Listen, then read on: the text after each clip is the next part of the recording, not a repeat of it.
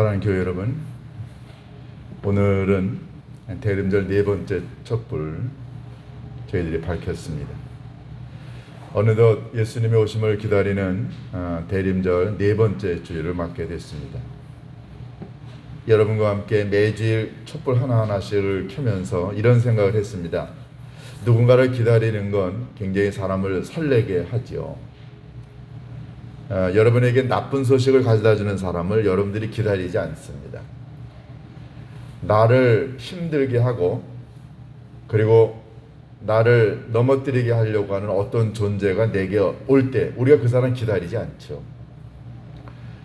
예수님이 이 땅에 오시고 계시는 이 아름다운 계절은 여러분과 저를 넘어뜨리거나 우리를 상심하게 하거나 우리를 절망하게 하시려고 예수님이 오시는 것이 아니고 여러분과 제가 경험하지 못했던 어떤 새로운 것을 우리들에게 주시려고 이 땅에 오시고 계시는 계절입니다. 그래서 성탄절을 가리켜 이렇게 얘기하죠. 하늘에는 영광이고 땅에는 주님의 오심을 기다리는 모든 사람들에게 평화로다. 여러분과 제게 마음의 평화, 우리 가정의 평화, 내 영혼의 평화, 관계의 평화, 나라의 평화를 가져다 주시려고 지금 예수님이 오시고 계시지 않나요? 그래서 이 대림절 예수님의 오심을 기다리는 이 아름다운 계절이 왜 의미가 있냐면 내가 예수님이 가져다 주시는 좋은 것들, 평화를, 은혜를 내가 받을 수 있는 기회가 열리기 때문에 우리가 이 계절을 기다리는 것 아닐까요? 이런 의미에서 보면은 참 대림절처럼 이렇게 아름다운 계절이 없습니다. 이제 다음 주일에 우리가 26일 날 성탄절 예배를 드리려고 합니다.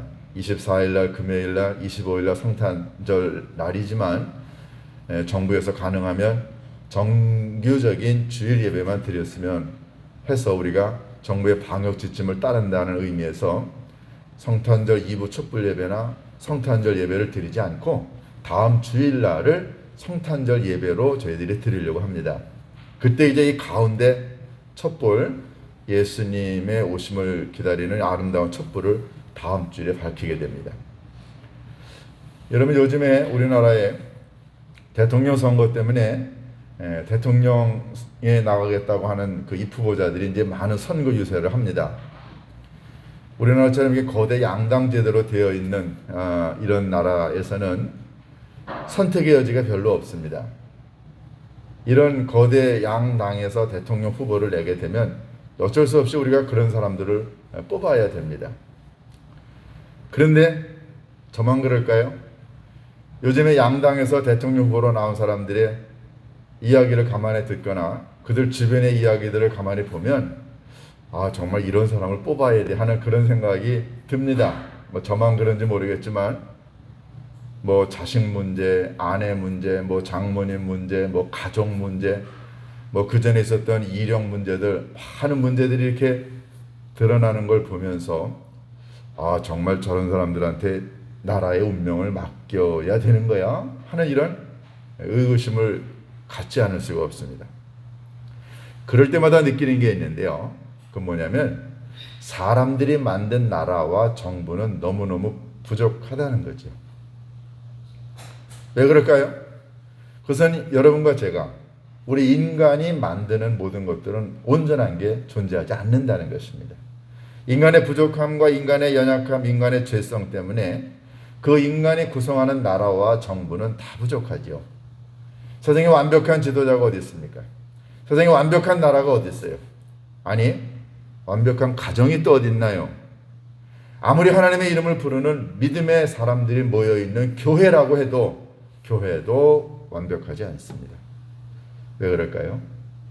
그것은 바로 인간의 한계 때문에 그렇죠.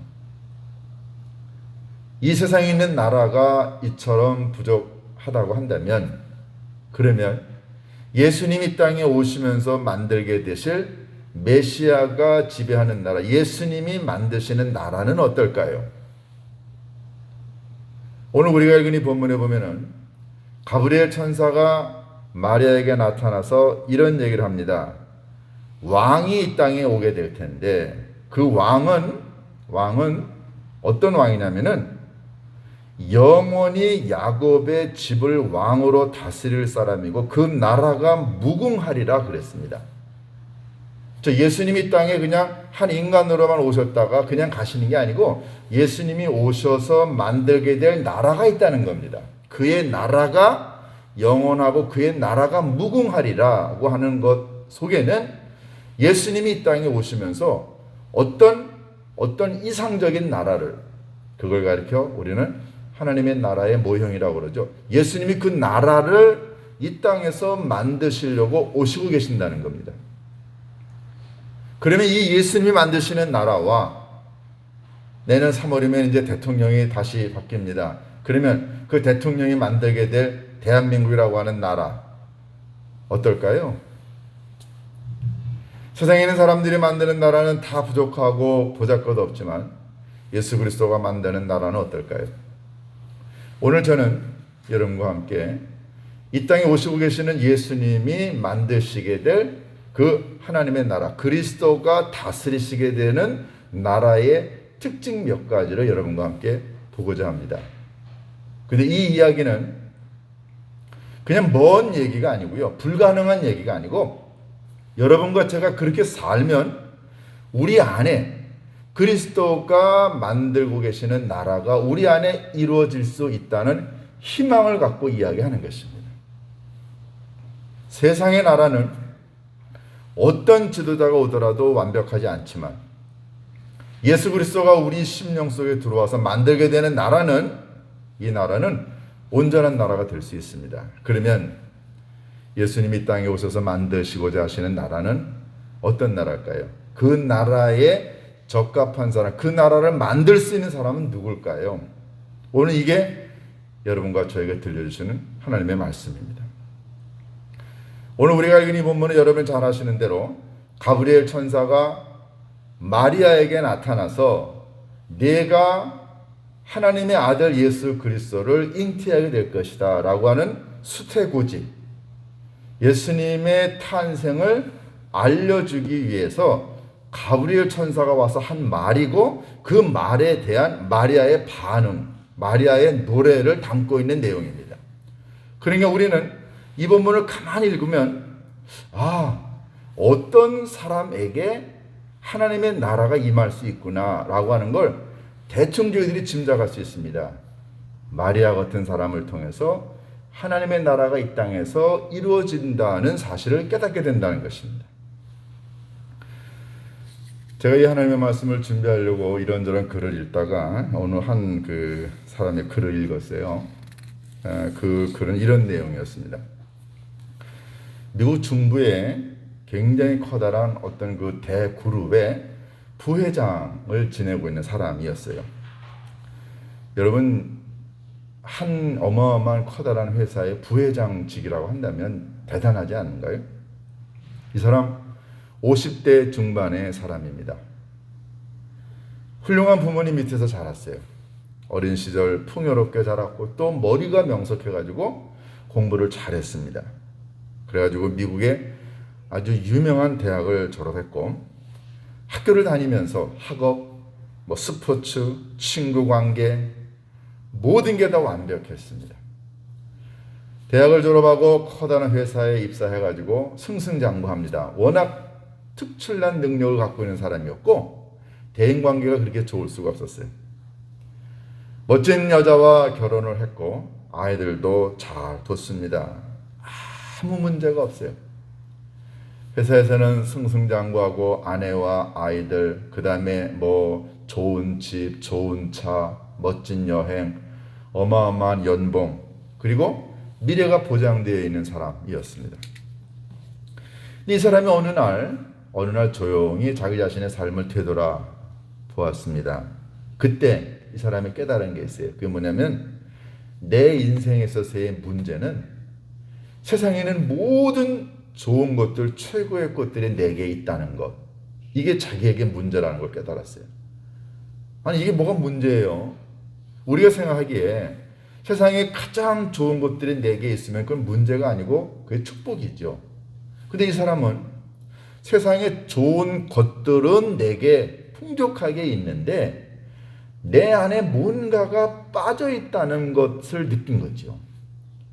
좋은 집, 좋은 차, 어마어마한 연봉, 멋진 아내, 아이들 다 좋아요.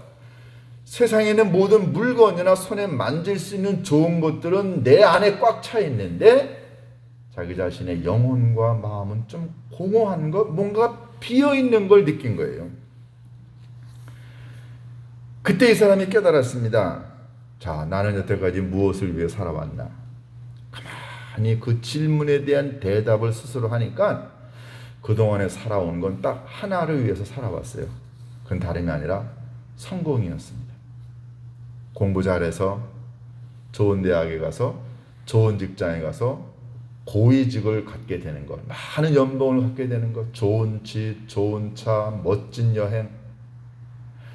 그래서 자기의 인생을 손에 만질 수 있는 것으로 성공을 하는 것이 자기의 인생의 목표였다는 걸 깨달았습니다. 그런데 그 목표는 달성을 했는데 문제는 목표가 달성이 됐으면 자기의 영혼과 마음과 생각도 인생도 꽉 차 있고 성공해야 되는데 마음과 영혼은 왠지 공허했습니다.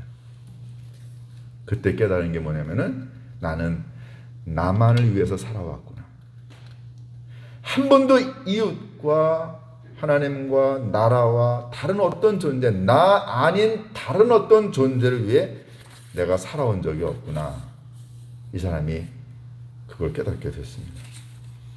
그러면서 인생이 정말로 올바로 살아가고 의미 있게 살아가는 건 성공을 위해서 나 자신을 위해서 살아가는 것이 아니고 누군가를 위해서 살아가는 것이 참다운 인생의 본질이라는 사실을 이 사람이 50대 중반에 깨닫게 됐습니다.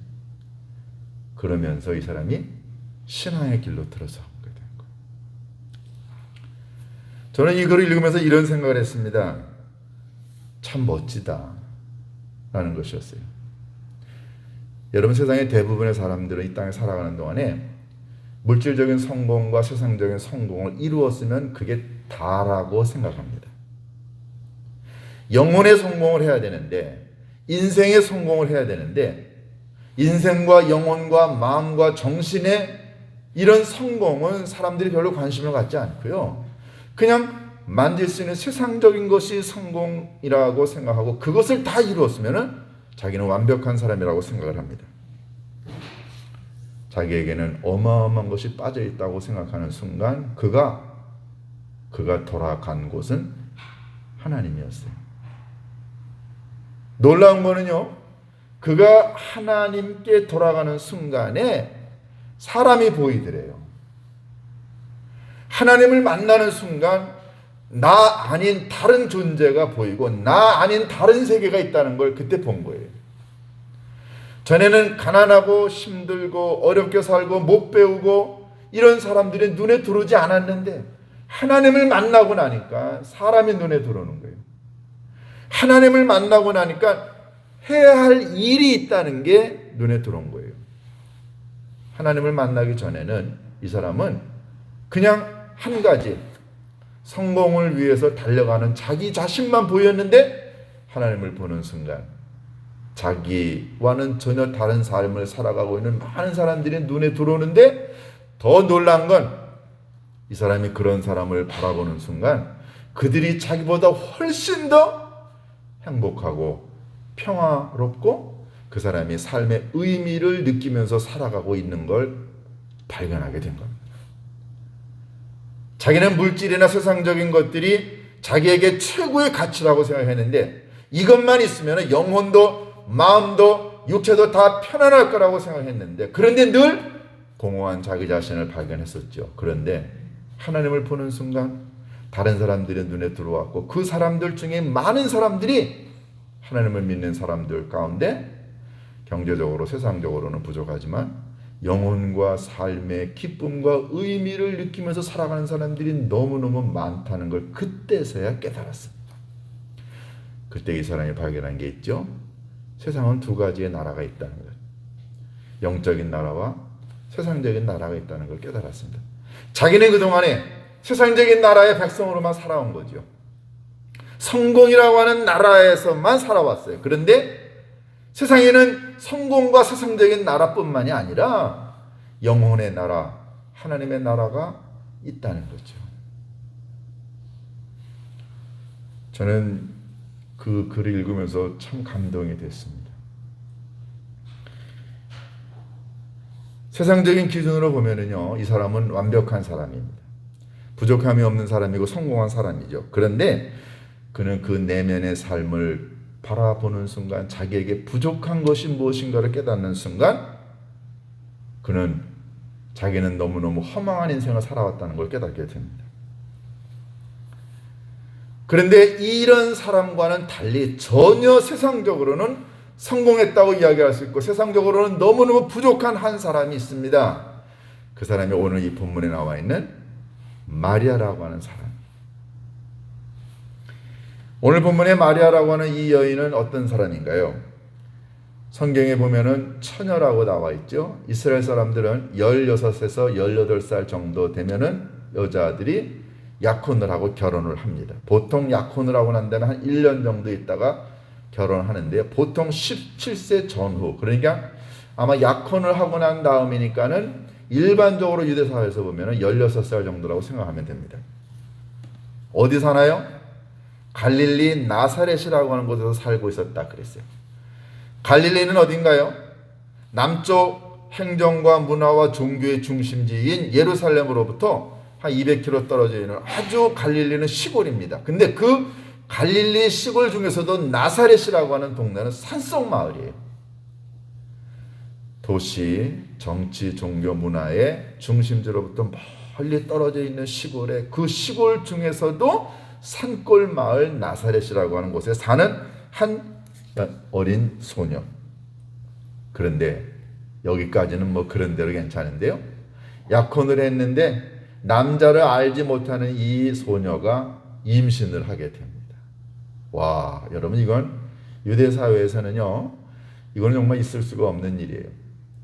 약혼을 하고 난 다음에 1년 정도 있다가 결혼하게 되는데 그 1년 동안 신부 수업을 하기도 하지만 몸과 마음과 영혼을 깨끗하게 보존하고 있다가 결혼식을 하는 게 일반 유대 법이었습니다. 그런데 약혼하고 난 다음에 그 남자도 알지 못하는 여자가 아기를 갖게 된다고 한다면 이건 유대 사회에서는 완전히 돌팔매질 당할 그런 비부도덕한 삶을 살아간 거죠.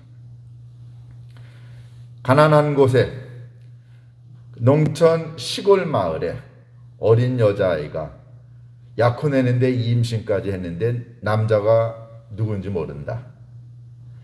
여러분 먼저 말씀드린 이 사업과와는 전혀 다른 차원의 사람입니다. 그런데 이 마리아의 삶이 세상적으로 보면은 너무너무 보잘것없죠. 이 먼저 말씀드린 사람과는 비교가 되지 않는데, 그런데 이 마리아는 이 남자하고는 전혀 다른 표현을 합니다. 오늘 보면 1장 46절부터 49절에 보면 이런 얘기를 합니다. 마리아가 노래를 불러요. 무슨 노래입니까? 이렇게 부릅니다. 내 영혼이 주를 찬양하며 내 마음이 내 구주를 기뻐하며 하나님께서 이 비천한 여종을 돌아보셨도다. 이제 후로는 만세에 오고 오는 모든 세상에 있는 사람들이 나를 복되도다 하리로다. 이 마리아의 노래의 분위기를 가만히 보면은 여기 어디에 나는 보잘것없는 사람이야. 나는 쓰레기 같은 사람이야. 나는 공허한 사람이야. 나는 실패한 사람이야. 이런 얘기 한마디 없습니다. 오히려 이 마리아의 노래 속에는 내 영혼이 하나님을 찬양하고 내 마음이 하나님을 기뻐하고 그리고 하나님이 이 비천하기 보잘것없는 여종을 하나님이 돌보셨고 그래서 오고 오는 세대에 있는 사람들이 나를 복되도다 할 것이다 라고 어마어마한 높은 자긍심을 이야기를 합니다. 이 마리아의 노래 속 어디에도 먼저 말씀드린 이 사업과 이 부유한 사업가의 공허한 마음과는 정반대의 분위기가 마리아에게서 고백이 되어지고 있습니다. 여러분 뭐가 마리아를 이렇게 만들었을까요? 예수님이 이 땅에 오시고 계시는 이 계절에 여러분과 제 영혼과 마음은 도대체 어떤가요? 우리는 살면서 두 발을 땅을 딛고 삽니다. 그렇기 때문에 이 땅과 관계된 것을 무시하고 살아갈 수 없습니다. 우리도 돈이 있어야 되고요. 우리도 좋은 직장이 있어야 되고, 우리도 집도 있어야 되고, 우리도 가정도 있어야 되고, 우리도 노후가 보장이 되어야 됩니다. 이런 세상적인 것들이 많이 있죠. 그런데 여러분과 제가 이것만 바라보고 살 건가요? 이런 세상적인 나라의 시민으로만 살아갈 거냐고요. 여러분과 제가 완벽하게 노후가 보장이 되어 있나요? 우리가 꿈꾸고 계획했던 모든 일들이 완벽하게 이루어지고 있나요? 여러분과 제가 이 땅에 살아가는 동안에 우리는 뭔가 세상적으로는 부족한 게 많지만, 그런데 세상에 있는 사람들이 꿈꾸지 못하는 어마어마한 영적인 나라의 백성이 될 만한 자격을 여러분과 제가 가질 수 있지 않을까요? 비록 세상적인 나라에서 보면은 모자란 게 많지만 하나님 나라의 백성으로서 살아가는 데는 아버지 하나님이 기뻐하실 수 있는 적합한 그런 것들을 여러분과 제가 갖고 있을 수 있지 않을까요? 그게 뭘까요? 왜 마리아는 이렇게 기쁘고 자긍심이 높고 그리고 자기 자신의 삶에 대해서 왜 이렇게 긍정적인 고백을 할 수 있었을까요? 우리는 여기에서 중요한 가르침을 깨닫게 됩니다. 그건 다름이 아니라 하나님의 나라에서 필요한 어떤 자세를 가지면 여러분과 제 인생은 세상과는 비교도 되지 않는 어마어마한 좋은 것들을 여러분과 제가 간직하며 살아갈 수 있다는 겁니다. 첫 번째, 예수님이 이 땅에 오셔서 만들고 싶어 하시는 하나님 나라의 가장 중요한 첫 번째 요소는, 그것은 하나님은 세상적인 자격이 부족해도 사람을 사용하신다는 겁니다. 세상에서 필요로 하는 사람은 어떤 사람인가요? 완벽한 사람입니다. 요즘에 양당에서 나오는 대통령 후보들 부족한 게 많아요. 그런데 가정 문제도 완벽하고 재정적인 문제도 완벽하고 그가 이전에 가졌던 어떤 권력이나 그런 지위와 그런 직분에서도 하나도 흠잡을 게 없는 사람, 가족, 경력, 무슨 돈, 모든 면에 완벽한 사람이면 좋지만, 근데 그런 사람이 세상에 있나요? 그래도 그런 사람들은 우리에 비하면 대단한 사람 아닌가요?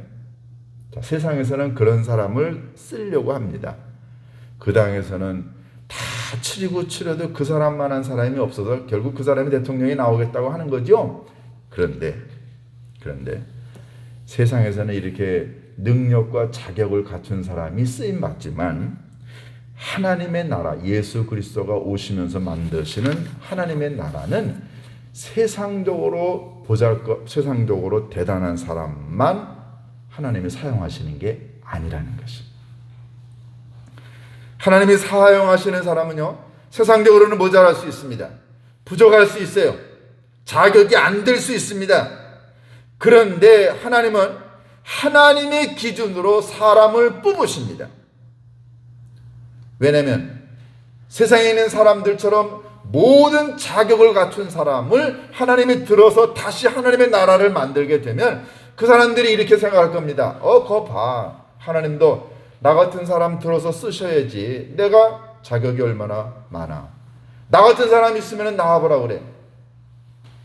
이런 사람들은요, 자기가 자기의 능력이 하나님의 나라를 건설했다고 생각하고 자기 자신을 뽐내겠죠. 하나님의 나라는 하나님의 방법대로 만듭니다. 하나님의 나라는 세상적인 방법과 기준으로 만들어지는 게 아니죠. 그러니까 하나님은 어떤 사람을 통해 하나님의 나라를 만드냐면은 마리아 같은 사람을 통해 만든다는 거죠. 보잘것 없습니다. 어리고 가난한 시골에 보잘것 없고 약혼했는데 갑자기 이상한 방법으로 애까지 가졌어요. 모든 사람 세상적인 관점으로 보면 부족하게 짝이 없는 사람이지만 하나님은 그런 사람을 들어서 하나님의 나라를 만드십니다. 고린도전서 1장 26절부터 28절 사도 바울은 이렇게 강조합니다. 형제들아, 너희의 부르심을 봐라. 육체를 따라 지혜가 많은 자가 많지 않았어. 능력 있는 자가 많지 않고 너희들 가운데 문벌 좋은 자가 많지 않았어. 그 이유는 너희들이 자랑하지 못하게 하려 합니다. 하나님은 가브리엘 천사를 통해 하나님이 예수 그리스도를 통해 만들고자 하시는 하나님 나라의 진짜 백성이 될 만한 자격을 이야기하십니다. 마리아처럼 보잘것없지만 가진 것 없지만 세상적으로 드러낼 만한 것 없지만 하나님은 그렇게 자기를 비우고 연약하고 보잘것없다고 생각하는 겸손한 사람을 하나님이 들어서 사용하십니다. 여러분과 제가 가지고 있는 게 없을 수 있어요. 우리 세상적으로 보면 너무너무 부족하지만 그러나 하나님은 여러분과 저의 세상적인 지위나 직분이나 소유를 보는 게 아니고 마리아처럼 가진 것도 없지만 그녀가 가지고 있었던 아름다운 마음, 이걸 보시고 사용하십니다. 그럼 두 번째, 마리아가 가지고 있었던 두 번째 하나님의 나라를 이룰 수 있는 두 번째 그녀의 자격은 뭐였을까요? 그것은 바로 자기 자신을 하나님의 여종이라고 표현했다는 것입니다. 1장 38절에 뭐라고 되어 있나요? 마리아가 이르되 주의 여종이오니 나는 주님의 여종이오니 말씀대로 내게 이루어지이다. 자기 자신을 여종이라고 표현했습니다. 여러분, 종이라고 하는 걸, 자기 자신을 종으로 인식한다는 건 무슨 의미일까요? 제가 이 말씀을 읽으면서 몇 가지를 한번 생각해 봤습니다. 첫 번째, 마리아가 자기 자신을 여종이라고 표현한 첫 번째는 하나님을 가리켜 인생과 영혼의 진정한 주인으로 고백하는 거예요. 그러니까 마리아라고 하는 이 소녀의 자기의식은 나는 하나님의 여종이라는 거죠. 그러면 하나님은 누구냐는 거죠. 하나님은 자기 인생의 진짜 주인이라는 겁니다. 여러분, 우리는 지금 종이라고 하는 개념이 없죠. 그러나 마리아 시대 때는 분명한 종과 그리고 주인의 개념이 아주 분명했습니다. 주인이 종의 영혼과 물질과 건강, 생명권을 가지고 있었을 때였습니다. 마리아가 고백한 것, 하나님이 나의 진짜 주인이시다. 그러면 자기는 뭐예요? 자기 자신의 뜻과 계획이 중요한 게 아니라 하나님의 뜻과 하나님의 계획과 하나님의 섭리를 깨닫고 그것을 이행하면서 살아가는 게 자기의 존재 이유라는 것을 마리아가 깨달았습니다. 여러분과 제가 만약에 우리가 살면서 하나님, 저는 하나님의 종이에요 라고 표현하게 되면 하나님이 내 인생의 주인이고 나는 내 생각, 내 경험대로 살아가는 게 아니고 하나님의 방법과 하나님의 뜻대로 저는 살아갑니다. 이걸 고백하는 거죠.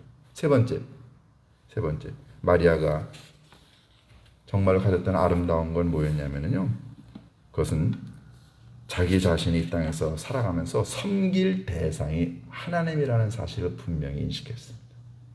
나는 종이고요, 그리고 내가 섬겨야 될 분은 하나님 자신이시다. 모두에 말씀드렸던 이 사업가, 그는 자기 자신을 위해서 살아왔다고 생각했어요. 그런데 자기 자신을 위해서, 성공을 위해서 살아갔던 사람들의 대부분은 마지막에 보면 인생의 공허함을 느낍니다. 그런데 마리아는 그걸 깨달았어요. 나는 하나님의 종. 여러분, 하나님의 종은 절대로 공허한 인생을 살아가지 않습니다. 왜요? 하나님이 그 인생을 꽉 차게 사명과 환희와 기쁨과 희생과 사랑으로 묶어줬기 때문에 그 사람은 절대로 공허한 인생을 살아가지 않습니다. 마리아는 자기가 섬겨야 될 대상이 너무너무 분명하다는 걸 깨달았어요. 하나님과 가난하고 보잘것없는 이웃들이 섬겨야 될 대상. 사랑하는 교회 여러분, 여러분과 제가 이 땅에서 살아가는 동안에 우리가 이 땅에서 어마어마한 지도자가 될 수는 없을 수도 있습니다. 그러나 이 땅에 오시고 계시는 예수 그리스도가 만드는 하나님 나라에서는 여러분과 제가 귀한 직분을 감당할 수 있습니다. 그게 뭔가요? 나 부족하지만, 세상적으로는 연약하지만, 가진 것도 없지만 하나님은 자기를 비우고 겸손한 자를 사용하신다고 했으니까 내가 쓰임받을 수 있고, 나는 하나님의 종입니다. 하나님을 인생의 주인으로 모시고 살아가는 자, 하나님은 그의 인생을 완벽하게 아름다운 것으로 채워주십니다.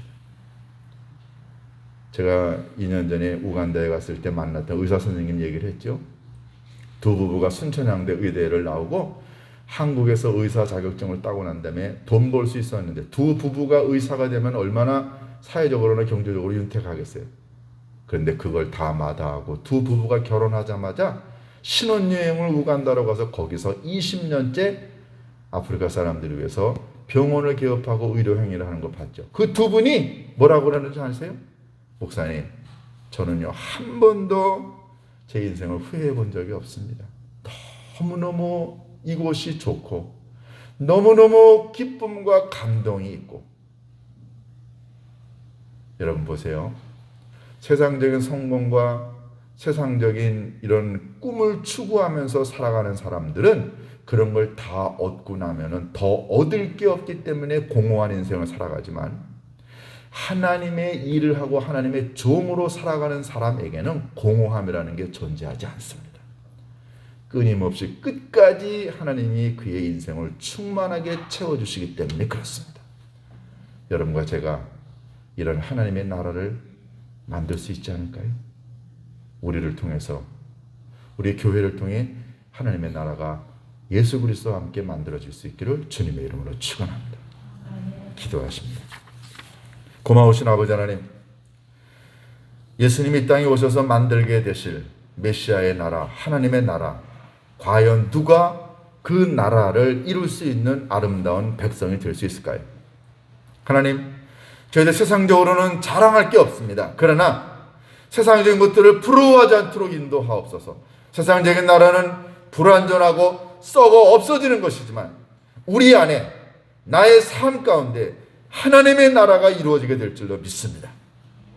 예수 그리스도가 만드는 하나님의 나라, 보잘것없지만 성공이라고 하는 기준은 없지만, 그러나 내 안에 하나님을 향한 열정과 그리고 하나님을 인생의 주인으로 모시고 살고, 그리고 나는 하나님의 종이라고 하는 인식을 가지고 살아갈 때 아버지 하나님이 우리를 통해 이 땅의 아름다운 하나님의 나라를 건설하게 되실 줄로 믿습니다.